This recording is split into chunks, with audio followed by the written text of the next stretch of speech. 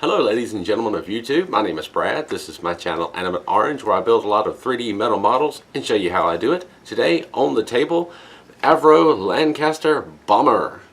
Time to get back into building some more planes. I've got quite a collection, but I've got a few left to build. This one looks a little bit intimidating, especially these cockpit window sections. Those are always fun to try and shape, and this little rear wing assembly looks a bit concerning. Well, let's open it up, see what's inside, try to put it together, and see how complicated it is. Avro Lancaster Bomber. Inside we have probably the usual. Ooh, is it just one metal sheet? Oh, I expected there to be two. Interesting. I double check here. I really thought there would be two in here. Maybe this is easier than I thought. Maybe, maybe not. Put that aside. That was a surprise. And a slightly newer style instruction. Big white page, I think, maybe. Am I going too far? Yeah, I'm going too far. Let's fold this in half. There's nothing on the back. Fold this in half to easily fit it on the camera. The top half, the usual Metal Earth 3D laser cut model with the 360 view, the web address, and the QR code, the line drawing of the model, and one of the sheets. Down below that we have a sample part. It looks like a wing, demonstrating the insertion tabs, fold lines, and insertion holes, and kind of what those are. The needle nose pliers being helpful for assembly. That's often on here, on the older instructions anyway. And then we have the key or legend. The blue circle, when you see that in the assembly flowchart, means to insert a tab into its slot and fold it over 90 degrees. The green triangle means to insert tab into the slot and twist it 90 degrees. And when you're twisting, if you pull and twist, it does tend to make a more secure connection if you can get a good grip on it. And then here we have the one sheet with the parts drawn out and numbered, so you know which part is which when you see it in the instructions or the assembly flowchart, which begins on the next section, because these are divided into sections. The assembly flowchart starting with part 1, fold and shape that. Here's part 2, fold and shape, part and add it on. Part 3, shape and add, and this is indicating to fold those pieces inward. And then we go into 4, 5, 6, and 7, and just kind of follow the arrows going down the page. When you get to the center of the page here, you go to the bottom left section and pick up with 10 and 9, and then 11, or 9, 10, and 11. Interesting. 12, just going down the page, following the arrows in the assembly. You get to the bottom here, over to this section, and finish up your model. Once you get to the bottom, of course, you are finished and complete. Let's take a moment to talk about the tools that I use. This is my standard set that I use in most every build. I have long needle nose pliers and flat nose pliers, useful for a variety of different things.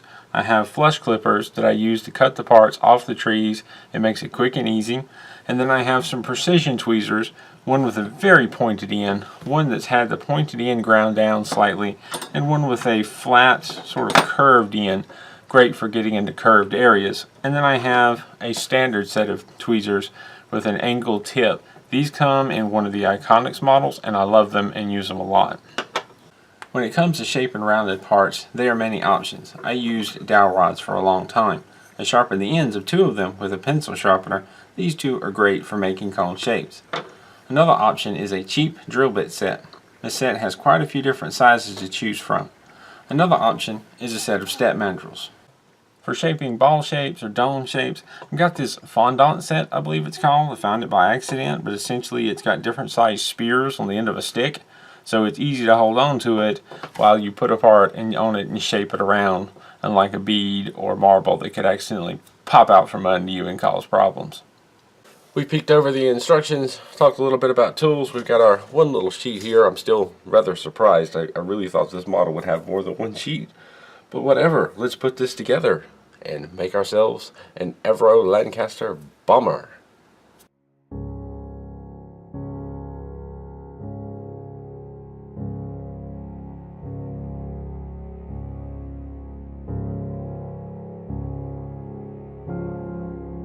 I used a couple of dowel rods to shape the main body. I started with a larger size and worked down to a smaller one.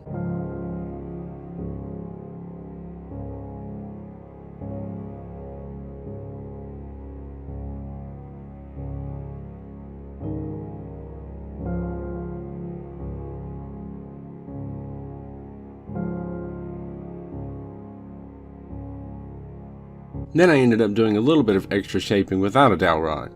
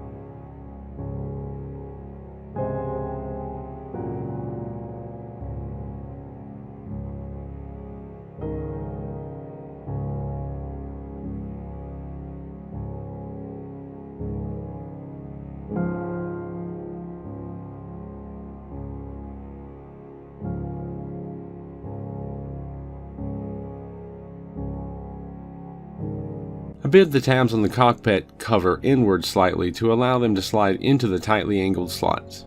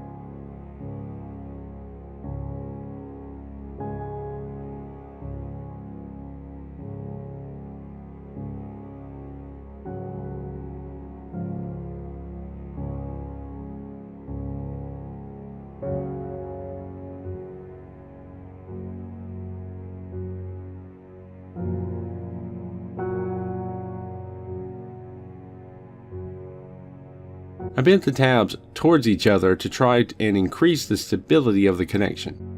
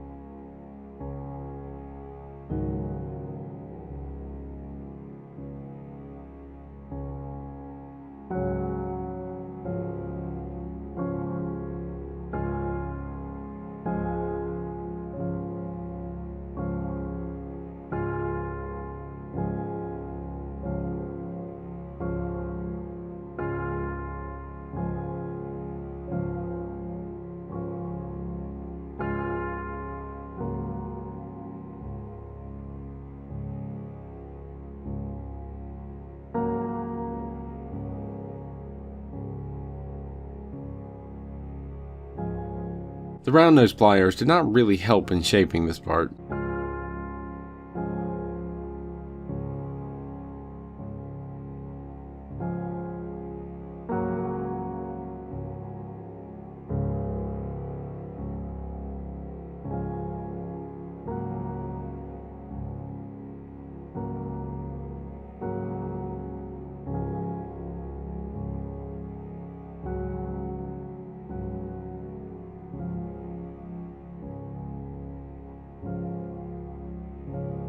I did my best to shape the tail section of the engine. None of the engines turned out close to what I would have liked, but I did the best I could.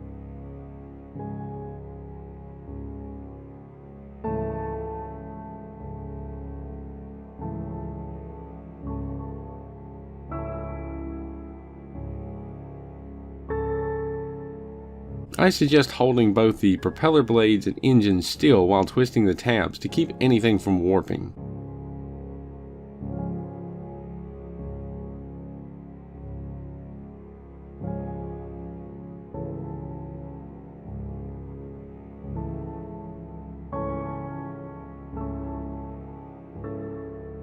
I tried using a sharpened dowel rod to shape the tailpiece, but it didn't really work either. It sort of messed up shaping the rest of the engine.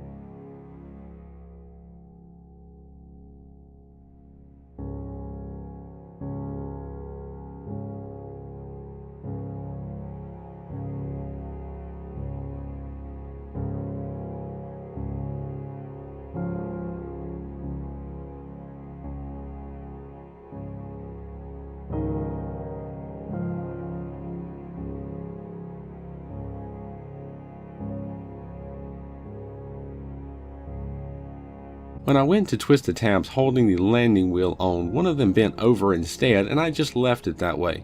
I would later learn that was a mistake.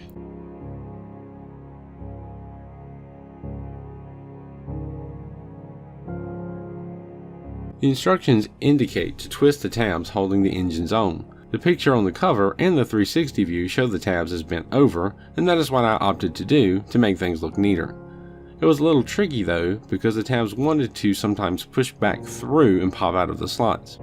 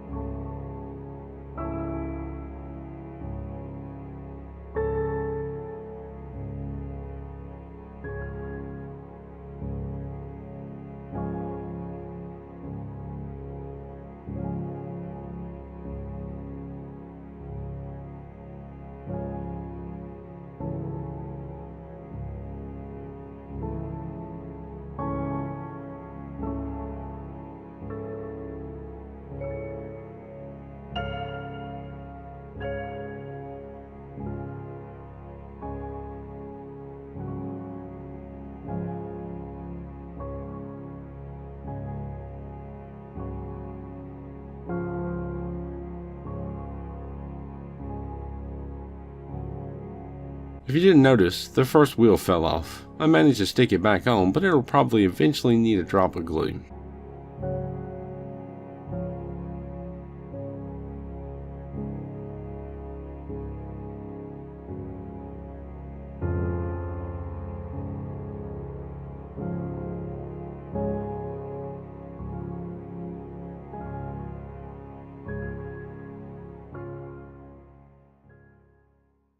Presenting the Avro Lancaster bomber. Finished and done. Simpler than I thought it would be, at least, you know, just one sheet, really not that complicated, except for the engines. The engines were a bit more challenging. This build only took an hour to put together, so it was fairly quick. And again, the engines being the most difficult part. I never was completely satisfied with the tip, with the tail end of how I did the engines. I think I probably tried a little too hard. If you go look at the 360 view, I really didn't do much worse than what they did. So there's only so much you could do. I'm not saying you can't do better. Maybe you have better tools, steadier hands, I don't know. But for an hour's worth of work, it looks really cool, and I'm very happy with it. I guess the only complaint I would have is that underneath the wings, it's just plain. And it seems like the older models are kind of that way. The simpler models are kind of that way. So, but if you're just going to sit it on the shelf and look at it from above, it looks pretty damn good. I'm very pleased with it. More so than I thought I would be. Pretty simple model, pretty easy to build. A little bit of a challenge on the engines, but that's really the most challenging part. If you have any questions or comments, as always, leave them down below. If you like these videos, you want to help support and keep them coming, check out my Patreon. There'll be a link in the description down below and at the end of this video. Thank you for watching, and keep on keeping on.